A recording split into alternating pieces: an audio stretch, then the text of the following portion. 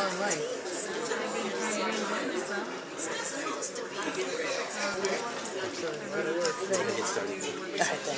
You're fine. We're trying.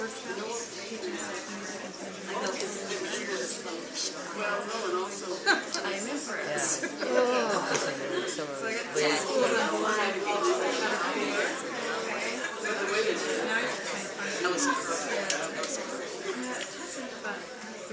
Nobody wants to sit in the front. Okay. They were little tapes. Yeah, they were reserved. Yeah. Well, they decided not to sit in the front. So. Ah. So if anybody wants to. There's seats up front. There's seats up front. 5 seats up front. Oh, did you go? I'll listen. Silent or not. I did. From the brave ones. Jumping up. Are you heading up No, there? I just had to stand like. Okay, sure. Oh, I know. That's kind of why I'm like, I need a lot of space. Feel free. Yeah. Mostly it's like leg room I get weird about. I want to be sure. I was just commenting that Oh, leg room we don't stretch.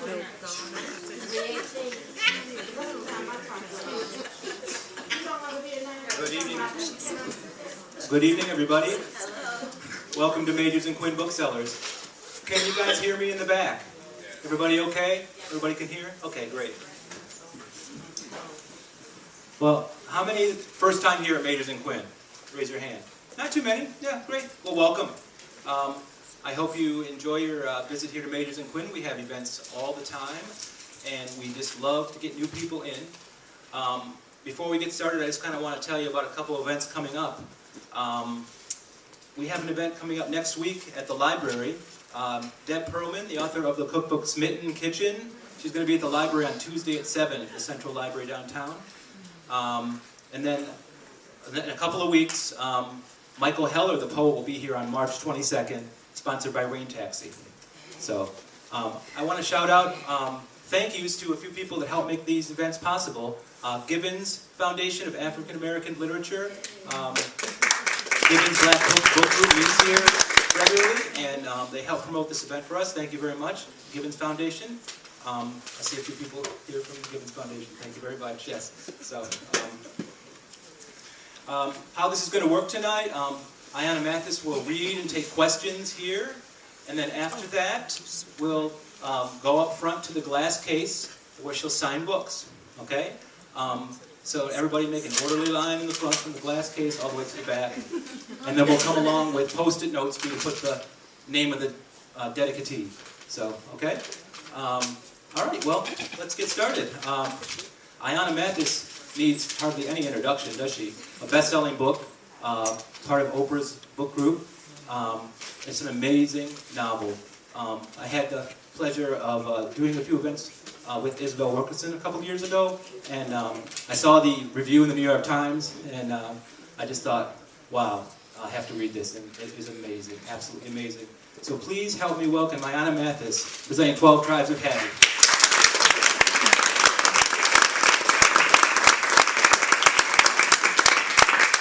Hello. Hello.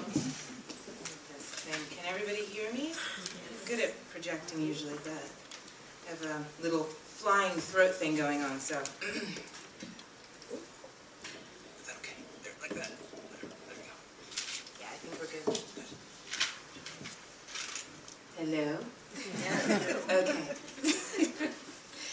It's a pleasure to be here. I was just saying one of the best things about being on book tours that you get to go to all these amazing independent bookstores, and I know he sort of did the show of hands of who it was the first time that they'd been here or hadn't been, and I couldn't see from over there who it was, but if it is your first time, I hope you all will come back. Not because I know the bookstore so well, but just because our independent bookstores are so rare and so incredibly important and such a vanishing breed. So I'm very happy to be here. I'm going to read from my novel, obviously. And I thought I would read from a chapter that's sort of more toward the beginning of the book. It's a chapter called Floyd. For those of you who haven't read the book, Hattie, the title character, has many children, 11 of them, in fact. And Floyd is about her third born. He's the second chapter in the novel. And Floyd is an itinerant musician, basically. He's an itinerant jazz musician. The chapter is set in 1948. And Floyd is a very young man. He's about 22 years old. And he has left Philadelphia, which is where he's from, where Hattie is from, for the very first time. And he's kind of wandering around in the South, playing his trumpet, and battling mightily with his sexuality, which up until the point that we're going to meet him in this chapter, he has been managing to sort of tamp down. I guess the word would be, our modern word would be in the closet, but I don't know. I've always sort of, whenever I read this chapter, I struggle with trying to find a better term to describe him, because I don't know that in the closet is a term that actually applies to someone who's sort of kind of being terrorized, I guess, in a certain way by their sexuality, given the year and the geography, and given his class and all these kinds of things. So we'll say in the closet for lack of a better term, but certainly it's something, I think, a great deal more profound and dramatic than that he's struggling with. So at this point in this chapter, Floyd, he goes to a town where he's going to play a gig, and he meets, sort of haphazardly, he meets a young man in this town named Lafayette. And with Lafayette, he has an encounter which is sort of the most meaningful encounter that he's ever had with a man up to this point. He's had others, but they've been sort of, kind of frivolous and whatnot. And he is predictably rather tortured by the whole thing, and sort of wishes it would go away, but at the same time wishes it wouldn't. And so where I'm going to read is sort of toward the end of the chapter. Lafayette and Floyd have had their encounter, and it is the next day. Floyd is going to play, he's in this town in the South because he's going to play a gig. And so where I'm going to begin reading, he is at his gig at a club called Cleota's, and he has invited Lafayette to come to this gig, and he's sort of looking around and doesn't see Lafayette. One other sort of name that you may encounter is, or that you will encounter toward the end of the selection I'm going to read, is a woman named Darla. Darla is, she's kind of a juke joint girl. She's actually one of my favorite secondary characters in the book, which is why I like to read this chapter, this section. And she sort of glommed on to him in the previous town and has come along with him to this one, and he's sort of trying to get rid of her, but she's just kind of sassy and amazing and knows everything about what's going on, even though Floyd doesn't want to admit to much of anything. Floyd's concert began promptly at 10 the next night, before the drunks got too loud and all the respectable women had gone home for the evening. Women were good at a gig. The more there were, the less the chances of a fight. Floyd took the stage, horn in hand. The place was packed. Cleota's, Floyd had learned, was the only music club in 3 counties that allowed colored people. Floyd felt the weight of the audience's expectation and of their weariness and of their circumstance, which he could not ever know, not quite. Hattie referred to Georgia as that place. She wouldn't call the state by its name. Floyd didn't know what had happened to her there. Hattie and August were refugees from the South. Floyd's knowledge of it was comprised of their terror and nostalgia and rage.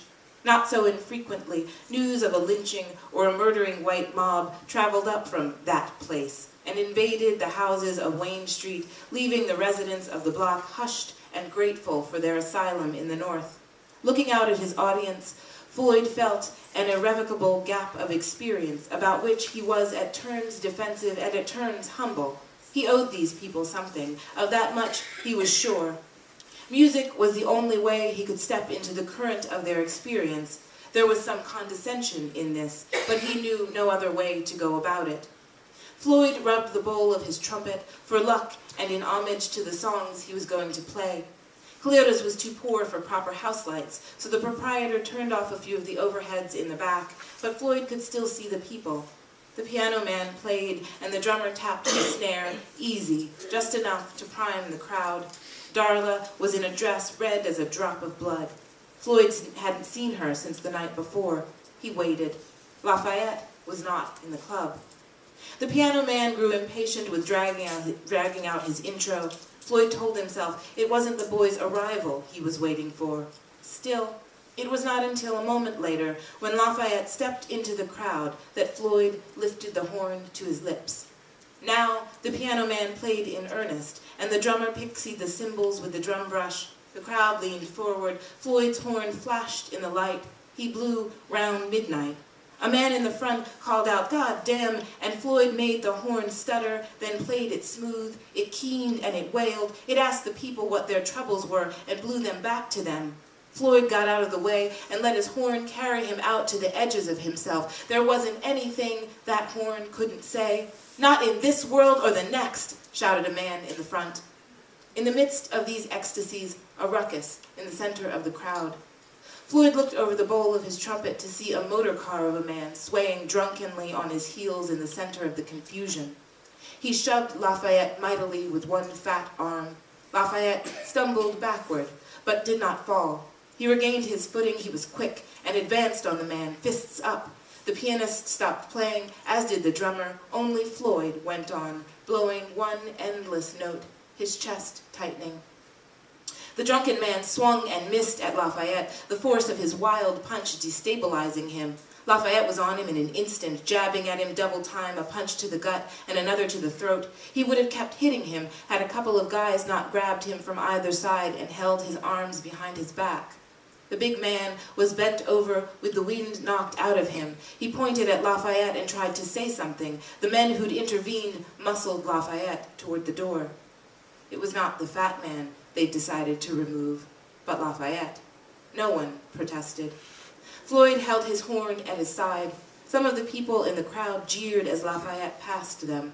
Most did nothing, but Floyd couldn't find any sympathy in their faces. Even if it had been worse, if the big man had beat Lafayette bloody, the people would not have protected him. In this place, or in New Orleans, or wherever they might go, now and always, Lafayette would be a thing too awful to be tolerated. He wrenched himself free from his captors long enough to spin on his heels and fix Floyd with the same flinty gaze from the night before. Floyd almost jumped down from the stage. He'd punch his way through the crowd and bash the men with his trumpet until they released Lafayette. Floyd stepped to the edge of the stage. Lafayette scuffled at the door with the two men. The audience, no longer interested in disturbance, looked up at Floyd expectantly. He nodded to the piano man and lifted the horn to his mouth once again. The crowd loved him. He played 3 encores. The band that went on stage after Floyd invited him to share their last set. When the show was over, the man in front, the one who'd hooped like he was in church, wouldn't be denied the chance to buy Floyd a whiskey, and then another, and then a third. Darla came to the bar too, but was soon whisked off to the dance floor. The whiskeys made Floyd nauseous. He couldn't take his eyes from the door, as if Lafayette would come back after Floyd had denied him. The hooping man said, "That's some mess they started in the middle of your song. That boy ought to know better than to come in here." Floyd sat on the bar stool, surrounded by his admirers. All at once, his cowardice and his heartbreak caught up to him. He steadied himself against the onslaught, though he felt like crying, and tried to finish his drink. The glass slipped from his hand. The men who were huddled around him slapped him on the back and ordered shots. "Ha! Little glass, easy to hold on to," the hooping man said. Floyd laughed louder than anybody and put back 3 shots so fast the bartender could barely keep up. When he careened from his bar stool and stumbled outside, Floyd's group of fans must have thought he'd gone to vomit. Floyd hid in an alcove a few doors down from Cleota's. It was late, and the street was quiet. The men from the club came outside to look for him. Their shouts covered the sound of his sobbing. He didn't know where Lafayette lived. He didn't know his last name or where he worked. Floyd bent at the waist, hands on his thighs for balance. The night was cooler than the previous one had been, and the breeze calmed him. Lafayette had mentioned that his mother's house was on the outskirts of town. It was not much to go on, but the town was small. He could find Lafayette and ask his forgiveness, and they could leave that very night as Floyd had imagined. He had parked his car on one of the side streets, though he didn't recall which one. He walked quickly to the corner. "What you rushin' for?" a man called, a bottle in his hand. He crossed the street toward Floyd. "I said, where's the fire?" He looked Floyd up and down. "You know that boy?" he asked. Floyd walked on. "You ain't got time to speak? Guess you got to get where you going." The man's footsteps quickened behind him. "I seen that boy look at you. You going to see about him?" Floyd turned. The man held the bottle by the neck. "I don't know what you mean," he said. "You don't know what I mean.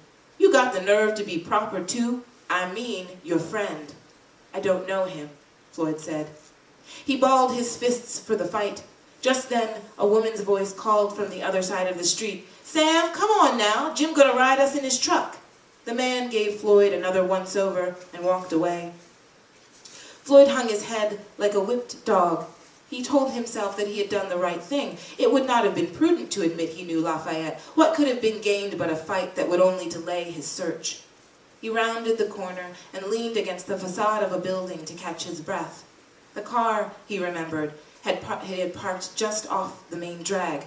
To hell with these people, he thought. To hell with them. Action was required. He would do this one thing. He didn't know what would happen after that, but he could do this one single thing that was right. As Floyd jogged towards his car, he noticed a hint of dawn, just a sigh of pink at the bottom of the sky. "Hey! Hey, that's you, Floyd?" Darla stood in the middle of the street. "Lot of fools around here, ain't it?" she said, walking toward him. "You got a cigarette?" Floyd shook his head. "Ain't nobody got a cigarette in this whole town, and the store's closed. It's a funny little place, that's sure." Darla rummaged through her handbag. "I always keep a cigarette in my purse for emergencies. You sure you ain't got one?" "I'm sure," Floyd said. Darla cocked her head to the side and considered Floyd for a few seconds. "Ain't that your car?" she asked. Yeah, I guess it is." "You skipping town?" Darla said. "No, just going for a walk." "Is that right?" She sidled closer to him. "You want to get in the back seat?" Floyd shoved his hands in his pockets and looked down at his feet. "No, you don't. I wonder if you ever really did." She paused. "Maybe you got a cigarette in the car?"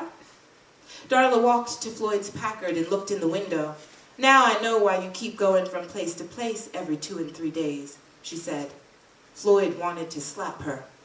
"I saw you go in them woods with that boy last night," she said. "Is that why you in a dash for the car?" "I don't know what you're talking about," Floyd replied. "I saw you. It wasn't me." "It ain't nothing to me. I mean, I think it's nasty, but I can't say as I really give a damn." "It wasn't me," Floyd repeated. "It ain't nothing new. Though I reckon you ought to play it close. You seen what happened to that boy." "I don't know him." "Oh, come on, Floyd." "It wasn't me you saw." Darla bent to fiddle with the door handles of the car. "You got the keys?" she asked. Floyd smelled his cowardice. He was all rot inside. If he saw Lafayette in the street at that moment, he wouldn't be able to meet his eye.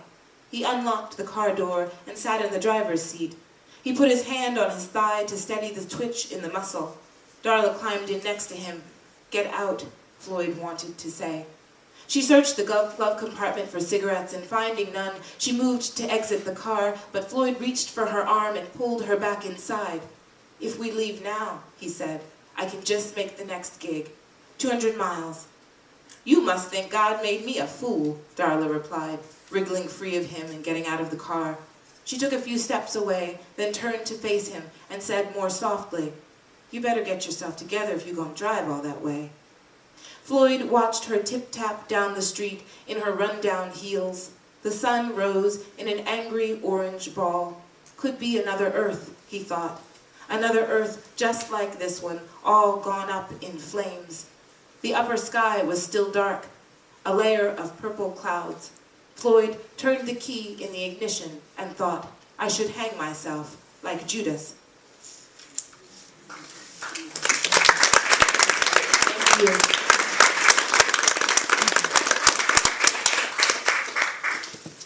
I'm very, very happy to take questions. It's kind of awkward when you stand up here and nobody asks you anything, so please ask questions. It makes me very happy. I actually might see if I can take this thing out of here. Oh, that's much better. Okay. Yes? What gave you the inspiration to write about this topic, about the tortured character of that person? Of Floyd, particularly? Yeah. It seemed to me kind of unrealistic to write a sort of generational saga about a first-generation Great Migration family and about a family with this many kids in it in which there would not be a gay child, and that there would not be a child that would sort of have to deal with that. So I knew, in as much as I sort of didn't tend to plan the stories out, in any kind of outlining form, I knew before I wrote the chapter that there would be a gay child. I didn't know if it would be a man or a woman or what his story would be, and I also knew that I wanted there to be a musician in the family as well, and so it all sort of came together in the body and character of Floyd. Others? Don't be shy. Hi. Hi. I have a question. I just want to say I really like 6. Oh, thank you. Thank you very much. He was very, it's funny, I haven't been reading that chapter, which I probably should. I don't often. He was probably maybe the 3rd chapter that I wrote.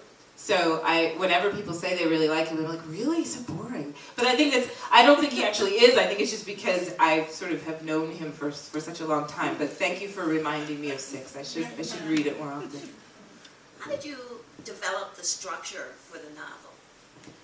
Well, the structure, it sort of happened to me. I was very fortunate. I was working on a different project entirely. I was in graduate school at the time, and I had to abandon it because it was bad, and so I had to sort of start over, and I didn't really know what to do. So I thought, well, I'll write some short stories. And I'm not a very good short story writer. I think the sort of beautiful art of the short stories is kind of incredible compression. There'll be these little sort of tightly coiled things that suddenly spring up. I'm very bad at that. I tend to sort of go on and on and on, as you can tell because I'm chatty. And so I started writing these stories that sort of tended to spill over the edges of themselves, and also sort of unwittingly, they kept being set, like in Philadelphia, and so there kept being these people that were in Philadelphia, and it kept being like 1952, and I thought, oh, that's so weird, and but because I didn't realize I was writing a book, and so about the 3rd story in, a very dear friend of mine was like, I think this is a book, and I was like, you're such an idiot, I'm not writing a book, I'm writing these stories, and then about a week later, I was like, oh, it is a book. And by that time, because the stories were so sort of discrete but not discrete, that became apparent that was the structure, that it was going to be about each one of these kids, and that Hattie would be kind of the lifeblood of the novel, and that she would appear in some way, shape, or form. So as much as it would be great if I could be like, well, mostly I was just a genius, and I thought, hey, but that's not what happened at all.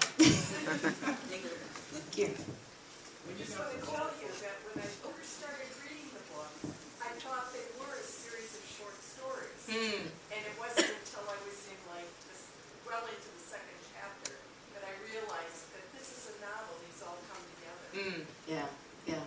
Hey, we had similar experiences then. Sarah and this, go. When you got the call from Oprah or her people, I'm not sure which, did you have no idea that she was reading your book? No, it's a whole very big secret process. I had absolutely no idea whatsoever. Yeah.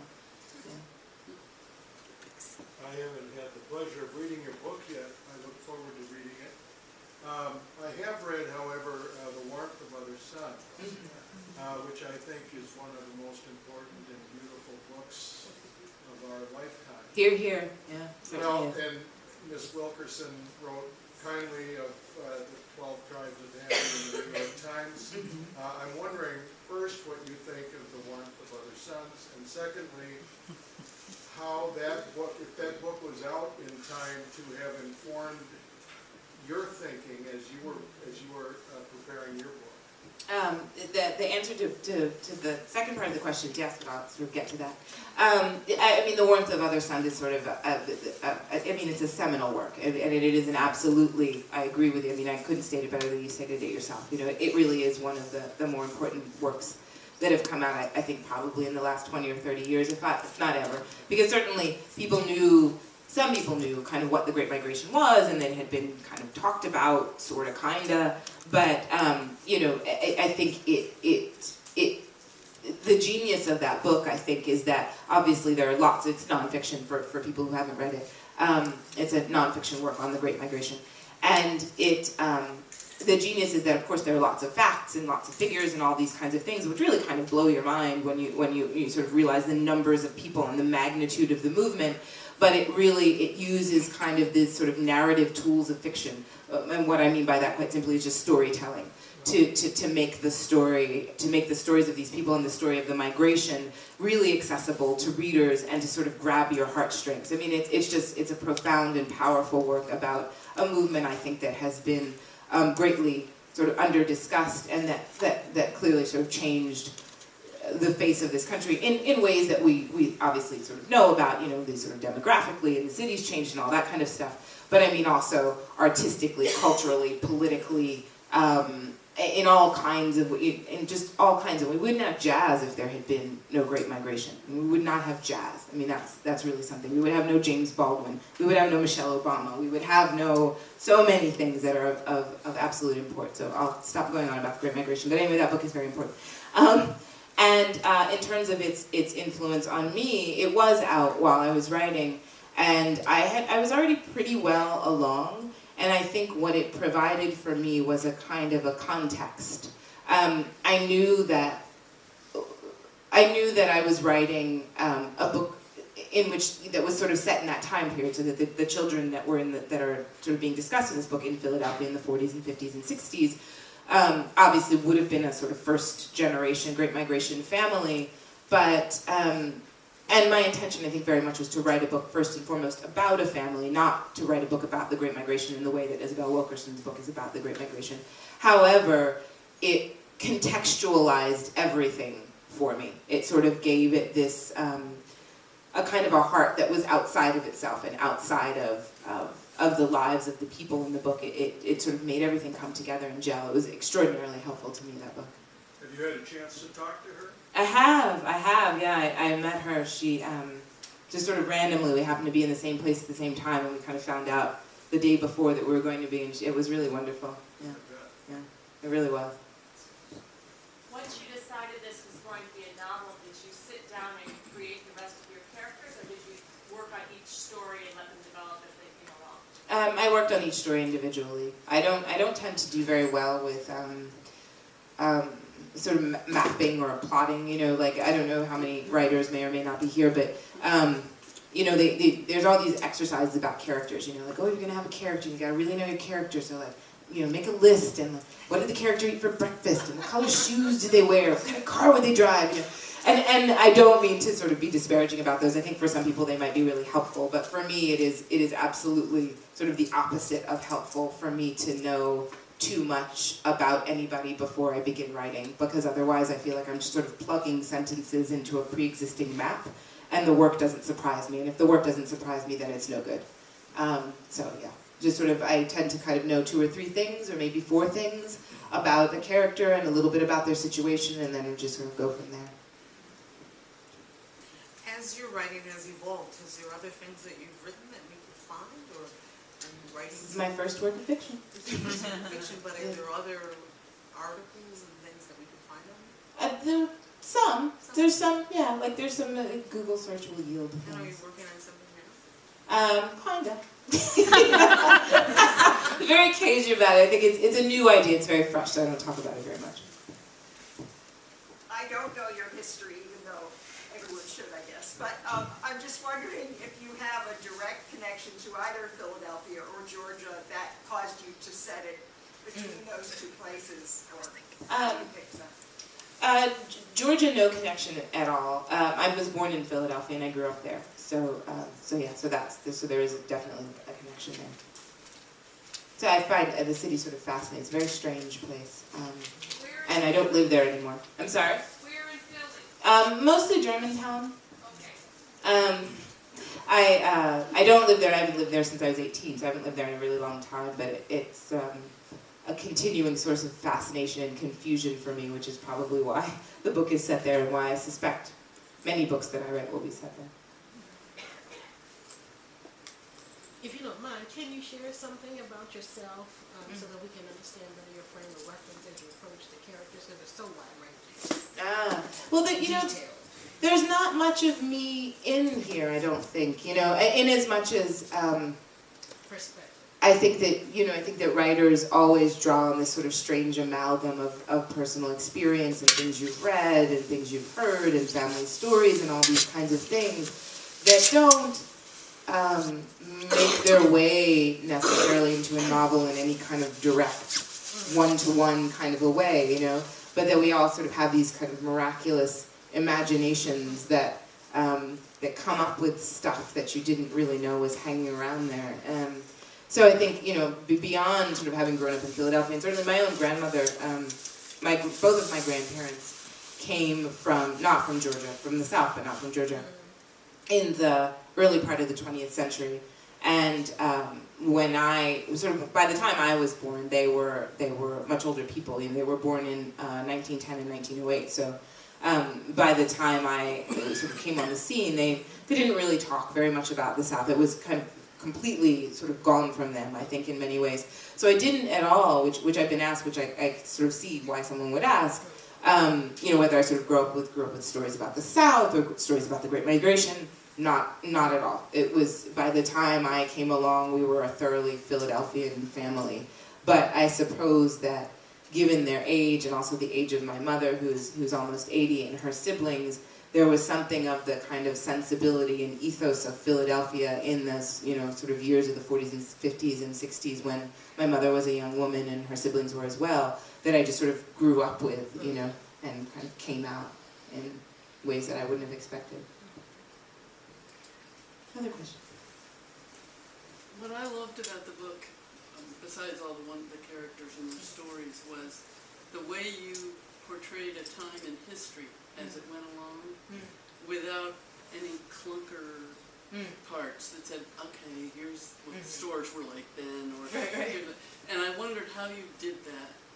You had to do some research to know what made sense at a certain time in a certain place, but did you do much research on it? I didn't actually. I think, again, sort of some of the sensibility of that kind of mid-century existence was communicated to me by my mother and my grandparents.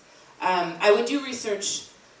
What I tend to do is sort of write it out and then go back and essentially fact check, and sort of say, there are some stories, like there's a story called Belle in which the title character has tuberculosis. So, obviously, since I knew that was going to be the case before I started writing, I did have to do some research to make sure the treatment would have been okay and that kind of stuff.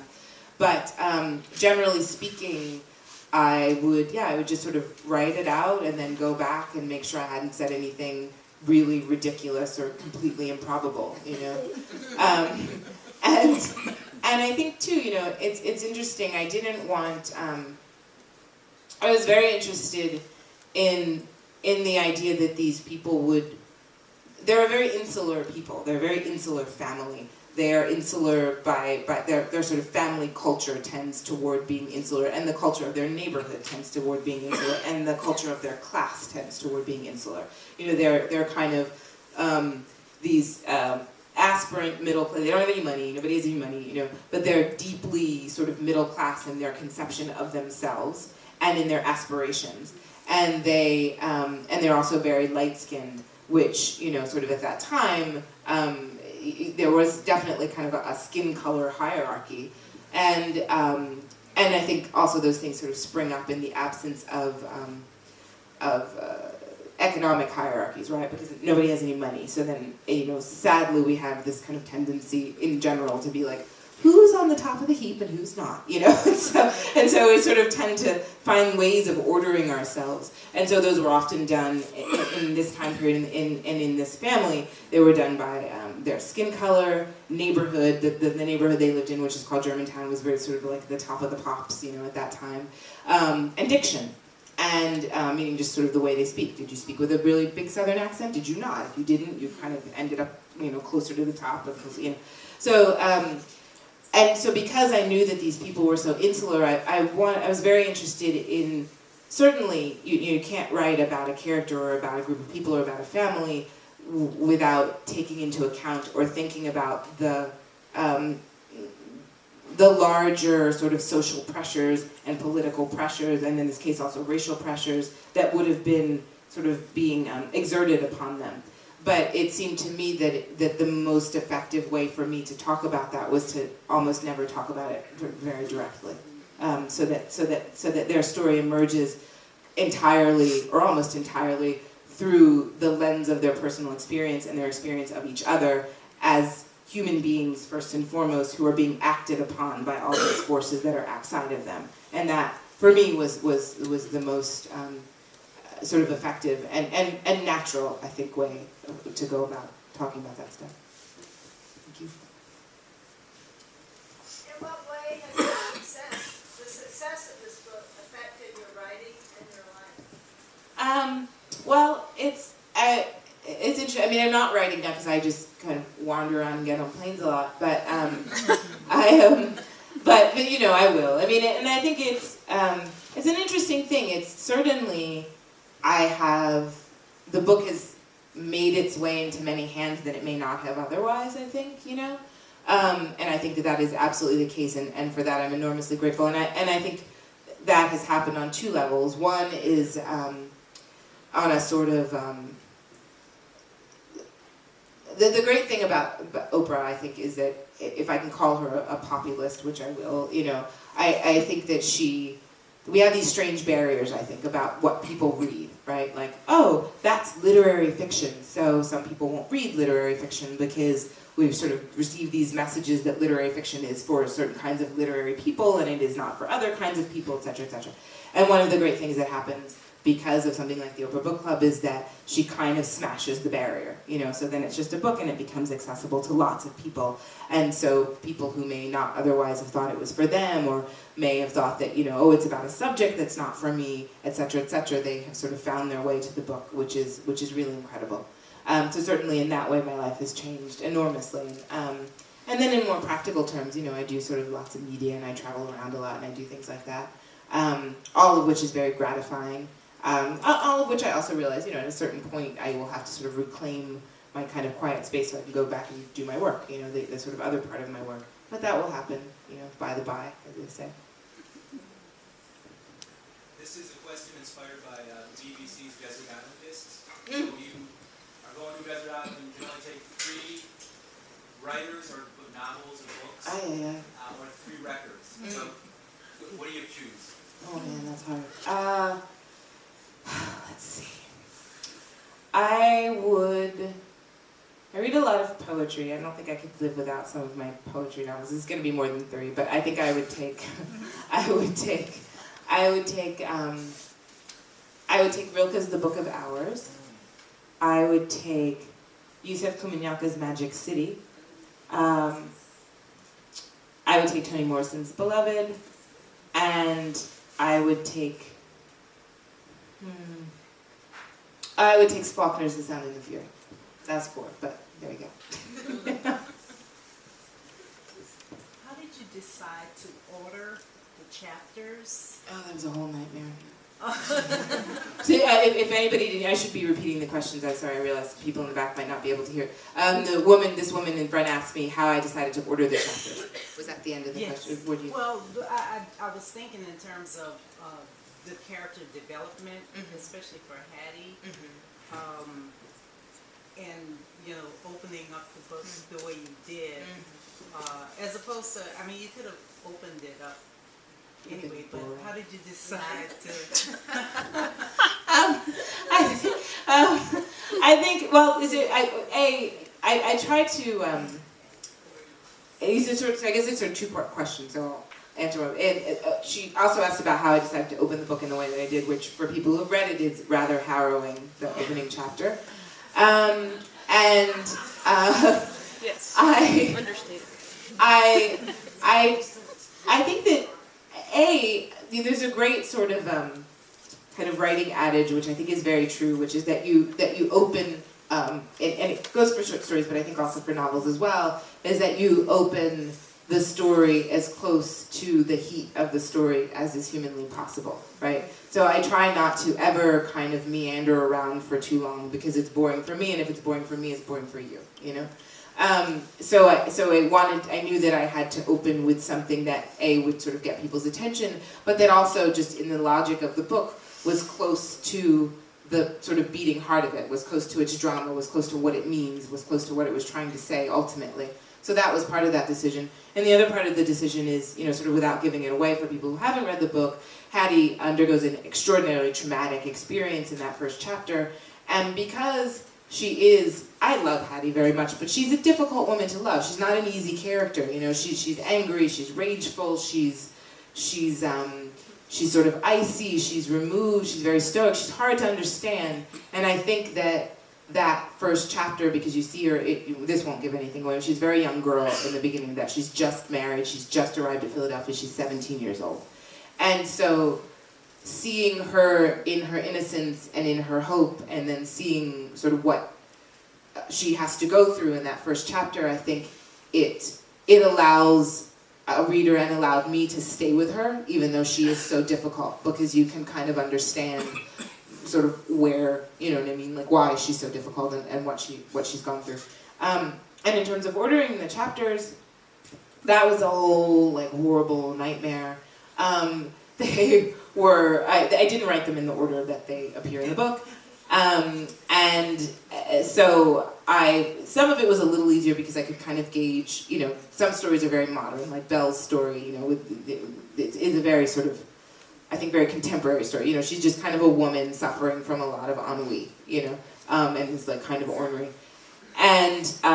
But Floyd, on the other hand, the chapter that I just read from, you know, clearly I couldn't set Floyd in 1976. Like it wouldn't work. You know what I mean? So some of the time period was sort of dictated by the subject matter. But then even after that, there was a whole, I call it novel math. There was like what I was sort of done, and I had these kind of loose end stories that I didn't know where to put them, and I wasn't sure what year they were, and I had to go through this whole kind of horrible chart with like Hattie's birth year and their birth year and how old they were, and I thought I was like, oh, you know, I can do this. It's gonna take me like 2 hours, and like literally 9 hours later, I was like, I'm really, really, really upset. Like I just couldn't. It was just sort of awful. So yeah, that wasn't that much fun. That was a long answer, but yeah. Talking about the order, how did you decide to make the 12 the 12? Why was that the decision? Why did you make the selection to make the final person that 12? Oh, that was an easy one because the final one is a grandchild, so she had to be last, you know, and she had to be in 1980. Why did you make that part of her tribe? You say the 12 tribes, though. Because I wanted another generation. You know, a lot of what Hattie sort of goes through and is when she feels very often that there isn't, that the world is just sort of not very kind, and that it's not going to be kind, and it's not going to be kind to her children, and she acts accordingly. And in that last chapter, I think that she begins to understand that there is perhaps some kind of room for hope. And some way to sort of be different or act different or have different expectations of the world. And it seemed to me that that would probably happen not with her own children that she birthed, but would happen with another child of another generation that was farther removed from her youth, farther removed from the sort of Jim Crow South. I mean, that last chapter is 1980, so it was, you know, it kind of needed to be another generation, I think. I'm nervous. I never thought, when I was reading this book, I never thought I'd be in the same room with you asking a question. But anyway, there's someone describing Haiti in the middle of the book. He goes, Haiti, you act as if your life has been one long January winter's day or afternoon or something like that, but no, the trees barren and all that, and it just kind of stuck with me. Because and then when I got to the end of the book, it said that came from those winter Sundays. How did that? That's actually not from those winter Sundays, but yeah, I know the line you're talking about. Yeah. How did that come up together? Well, those winter Sundays line is actually in Alice, and she's remembering a poetry reading that her husband made her go to. Well, she wanted to go, and then he was kind of not nice about it, but. So that came from that. In terms of that line in the middle about the sort of you act like life is one long January afternoon is what I think you're referring to. I'm not sure where that came from. You know, it's funny, weird imagination, kind of strangeness. I don't tend not to believe in this idea that, you know, people get,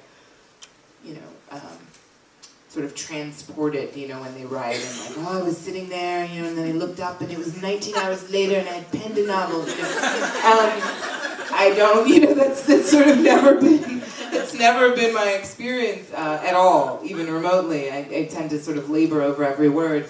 But the strange thing about it is that there are moments when, it happens quite frequently, that though I am laboring kind of over every sentence, I will look back and I don't know where a particular image came from. I have no idea, but I guess that's sort of what the imagination and the subconscious do. Yes, but follow up on both Hattie and your process, because it feels like she is so infused throughout the entire thing, and throughout the entire novel, I'm sorry.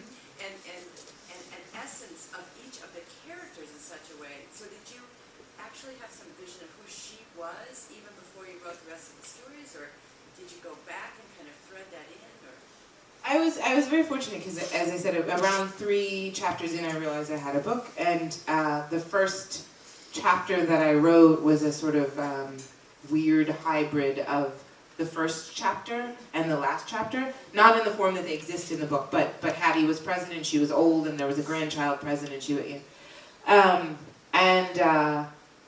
and then the next chapter she did not appear at all, and then the third chapter that I wrote was Ella, when she gives away her lastborn, and so when I wrote that chapter, I was like, oh, it's her, like she's the thing, and I was fortunate, I didn't have to do a lot of sort of going back and inserting her further. A little bit in probably the middle chapter, or when I was kind of done the whole thing, there might be a place here or there where I thought, oh, she's not enough here.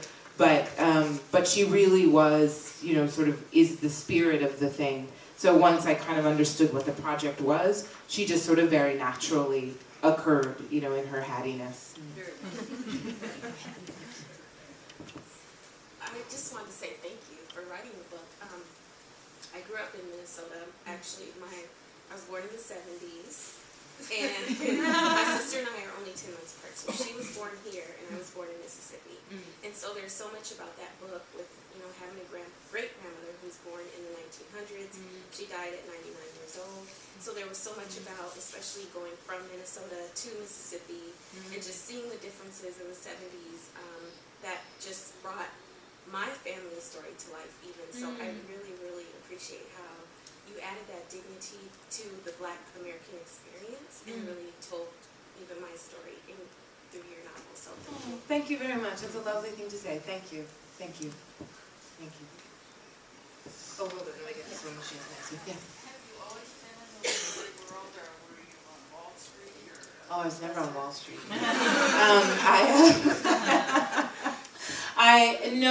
I wouldn't say, I've always written, but I have not always been sort of in the world of writers, I would think. I mean, I always sort of knew people who wrote, and I've written since I was a child. I still don't think I'm in the literary world, but I guess I am.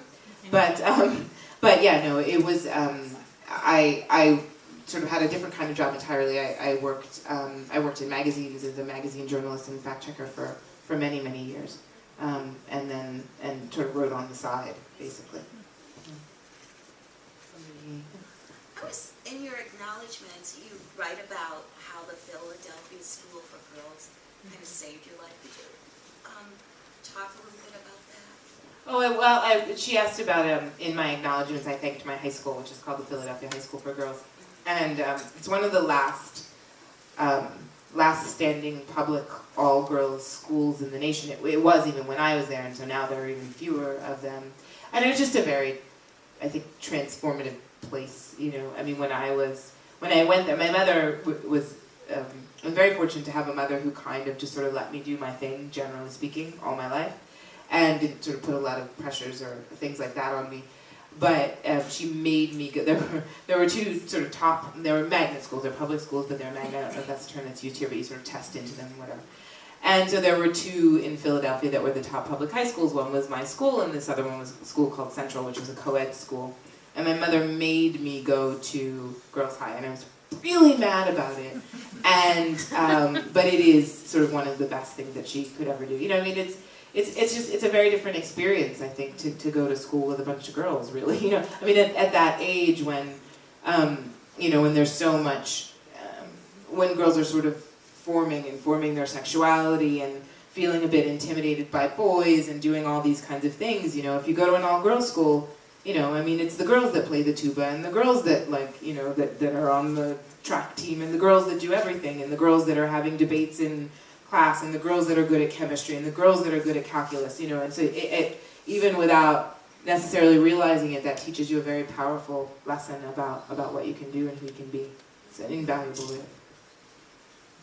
The chapter, I think it's on Ruth, where Hattie leaves with the boyfriend. Uh-huh. Did you laugh at the end? Because I did.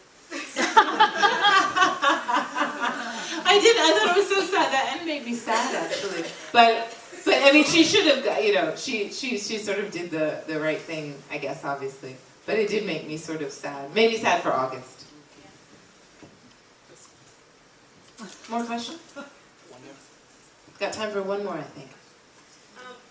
Was it on purpose that Hattie did not have her own chapter? It's like the entire book, even if it wasn't about her, she was like the elephant in the room. You could feel her presence, and it didn't matter if they mentioned her at all. You kind of knew that she had influence on it. Right. So was it on purpose that she didn't get her own?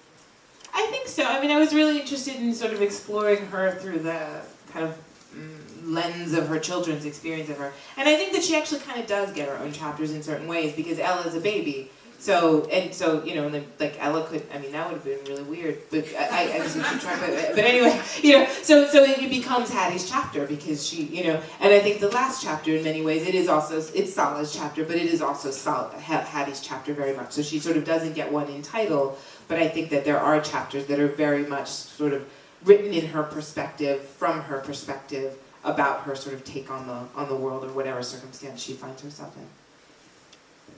All right, I think. What do you think? What do we do? We'll take one. There is this whole theory about, it's called the ghost in the nursery, which says that how you were raised and how you are has an impact on your children for generations. And her lack of satisfaction with her own life that kind of played into her children. So I just was wondering if you were aware of that or if that was one of the things that you were thinking about. Because breaking that ghost in the nursery was what happens in the end, where she recognizes that that's how she is, and it's how she changes how she is and how she raises her children, that frees her children from the ghost that haunts their lives. Yeah, I think it's, it seems to me to be sort of an unescapable fact of your kind of humanity, of our humanity in general, that you sort of grow up with legacies of things that people have passed to you intentionally and unintentionally. And certainly Hattie, I don't even know that it's necessarily, certainly to some extent her unhappiness passes to her children, but I don't think that it's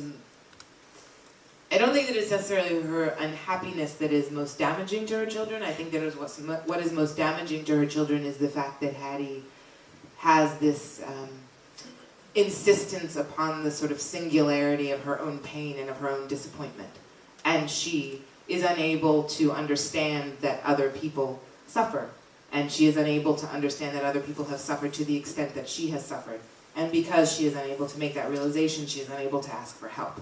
She's unable to sort of go and have a cup of coffee at somebody's kitchen table. She's unable to reach out to her sister. She just sort of insists upon the enormity of her grief as an absolutely and utterly personal experience. She sort of holds on to it like a jewel, And she passes that habit, I think, of a kind of isolation and an inability to ask for help or to seek companionship or community. She passes that on to her children, and I think that is probably one of the things that harms them most. These are a lot of kids, but they sort of don't ever, in moments of joy or in moments of sorrow, they don't tend to ever kind of seek each other out. They sort of go it alone, because that's what I think that's sort of the most difficult part of her legacy. And I think it's one that, I don't think it's one that's very uncommon, especially in certain generations, you know what I mean? You just sort of, it's what you did. But it didn't necessarily, and as much as it made those women and men extraordinarily strong, and it made them be able to sort of bear all kinds of incredible burdens, it didn't necessarily allow for them to be fully human, And And so I think that in many ways, if anything, Hattie's children are struggling to grasp their own humanity. That's why I think that was so powerful. Where'd you get that clarity? What did you say? Where'd you get that clarity? Oh, where did I get that clarity? I don't know. I don't think I generally have it. I think maybe it just happens when I sit down to write. I don't know. But thank you. I'm glad you think that's there. Thank you very much.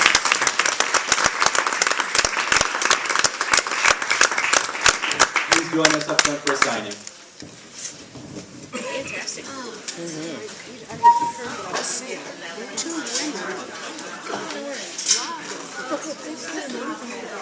Thank you. My car is parked on this side, right in front of the Apple store. And I saw the police on the other side of the street. Yeah, I was going to say, I was attending to Islamic sword. Just taking a report. Apparently she had been assaulted or something. And then when I came to the store here, there was a lady leaving. She was rushing out, and I wanted to say to her, be careful, because there's something going on out there. And I stopped her, and she said, I can't do it. She said, I just got assaulted. Her hair. So I don't know. It's true. She was not the one across the street. Another woman was helping me with the parking meter thing, because my credit card was like that. And it was a little white girl. And she said that, there's some young teenagers that are running around here, I guess snatching purses or something. So we all need to be careful. I'm so glad that I'm only I didn't know. Of course, I didn't take my purse out with me when I went out this time, or the last time. And I was so happy, like, we're right here on Lake Street, Hennepin, at this intersection should be okay. We're not on the side streets. And they're doing it right out here in front of the store.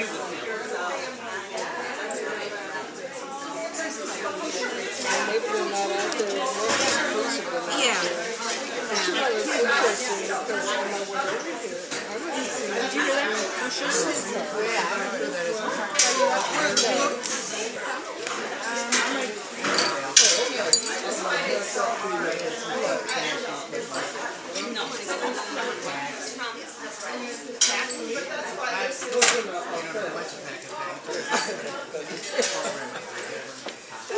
How many students do you all have coming to the gala? You don't know, do you? How many students you have coming to the gala?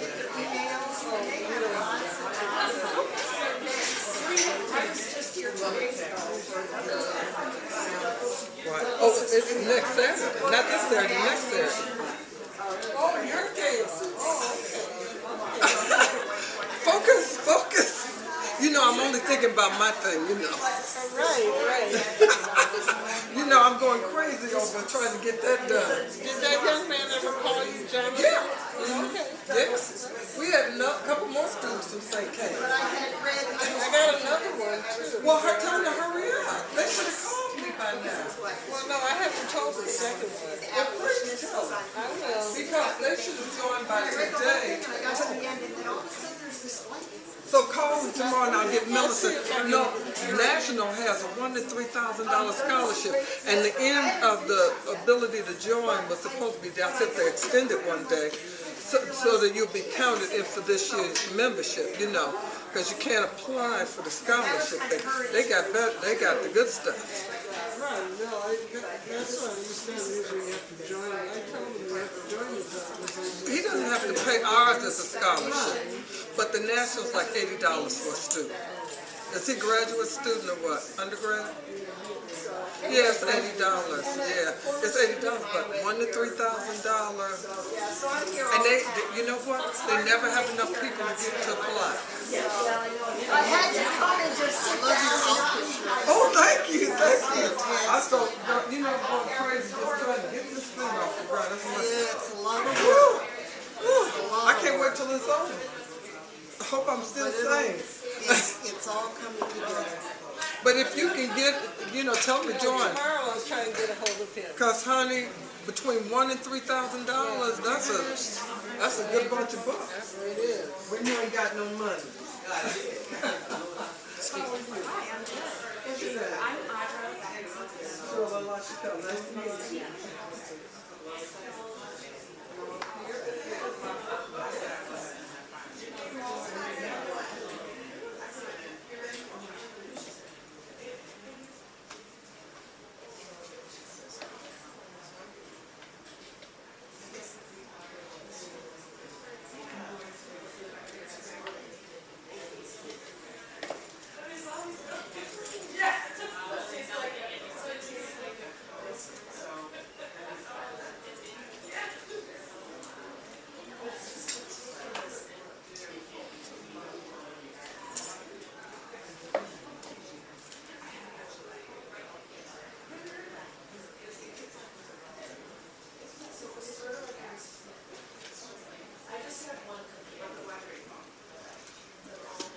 Is there a restroom